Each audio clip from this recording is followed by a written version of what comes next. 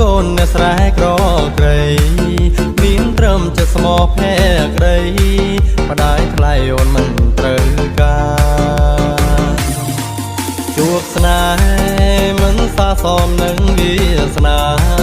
អូនត្រូវប្រកចិត្តគ្រួសារស្នេហាប្រជាបែកបាំងត្រូវទៅមុងឬដល់ថយក្រោយព្រមម្ដាយអូនដៀលបងថាក្របីគ្មានសែងសល់អ្វីក្រៅពីសូមបកខ្លួនជីវិតរស់កំក្នុងភូមិ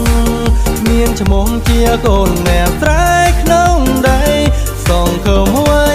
ចង់ឲ្យរូបត្រីរស់ក្បែរប្រាណ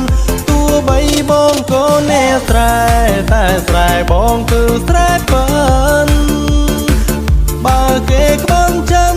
វោមិត្តក្រមរីងរៃត្រឡប់មកស្រង់យើងវិញធ្វើស្រែធ្វើស្រូវដាំដុំពេញដីផ្ដើមថ្ងៃថ្មីបងនឹងរូបស្រីមិនឃ្លាតឆ្ងាយបងសំកាយជាខ្នងក្រ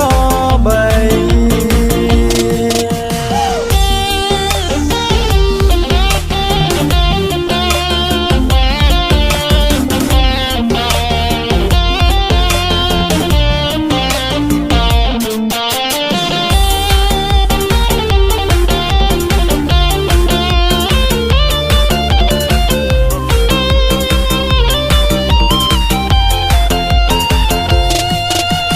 ត្រូវ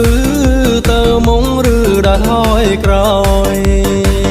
ព្រោះម្ដាយអូនដៀលបងថាក្របីគ្មានសែងសល់អ្វីក្រៅពីសូមមកខ្លួនជីវិតរស់កំក្នុងភូមិមានឈ្មោះជាកូនអ្នកស្រែក្នុងដីសងឃើមអ្វីចង់ឲ្យរូបស្រីរស់ក្បែរប្រាណបីបងកូនអ្នកស្រែតែស្រែបងគឺស្រែប៉ិនបើគេក្បន់ចិនវោមិត្តក្រមរីងរៃត្រឡប់មកស្រង់យើងវិញធ្វើស្រែធ្វើស្រូវដាំដុំពេញដីផ្ដើមថ្ងៃថ្មីបងនឹងរូបស្រីមិនឃ្លាតឆ្ងា